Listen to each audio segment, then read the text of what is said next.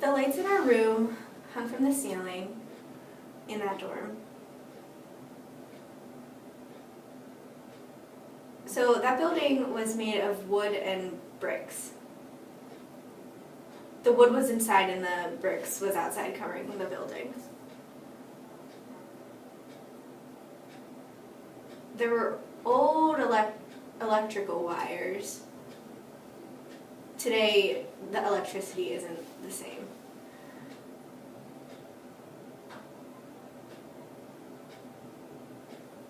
My freshman year, we had a curfew that was 10 every night. Okay, so at 10 every night, we had to go to bed. And then the second semester, they changed it to 11. We could be up until 11. But lights out at 10, sometimes I didn't want to go to bed at 10. I wasn't tired, or I still had homework to do. They were treating us like we were babies at this deaf school. It was stupid. So my roommate had a really good idea of how to work with the electrical wires. He was really good at that.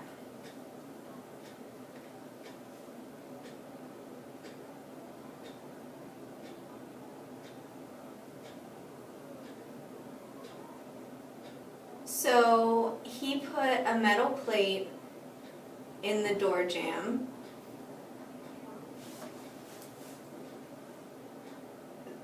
that connected with the electricity on the ceiling, with a metal plate on the ceiling.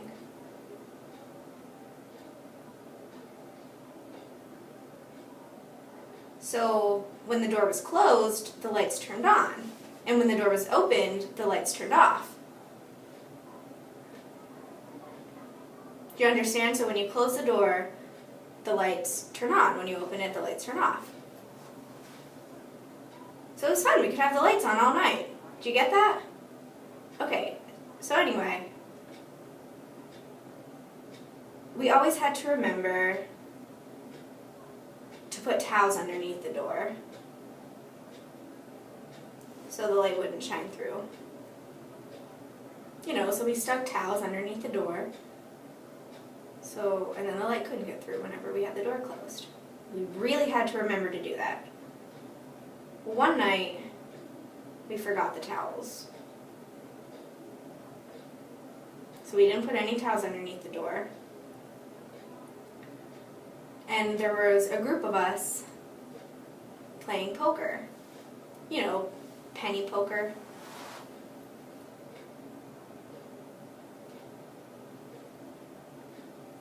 So we're all sitting around a table, about 6 of us boys sitting around this table playing poker. And somebody came up and opened the door. And the lights went off. So we all just sat there and froze, as still as we could be. Didn't move. Didn't move at all. We just stayed quiet. And then the person looked into the room. He couldn't see us because it was all dark. He thought, oh, there's no one in here. He closed the door. And the lights came back on. We were so relieved. But then the person opened the door again because he had seen the light from underneath the door whenever he closed the door. I thought, oh, okay. So he left. He got somebody else, and he came back to our room again. They opened the door and shined a flashlight on all of us and all of our faces.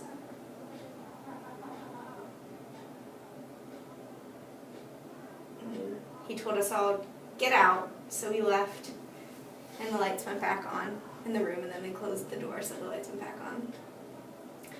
So we were all standing there with these 2 teachers.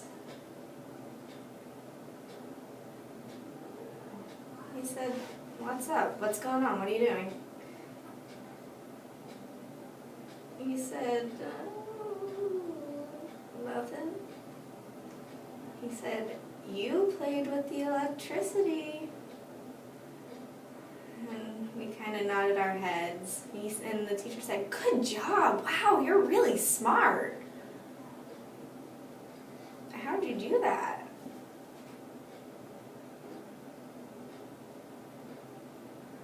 But then he yelled at us because that was such a bad idea. We could have started a fire.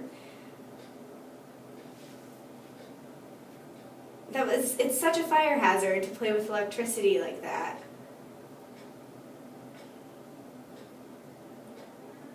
The way that we set up the door, we didn't know. We weren't thinking about safety. The boy who did that wasn't thinking about safety. So he yelled at us and yelled at us, and we all got suspended. All of us.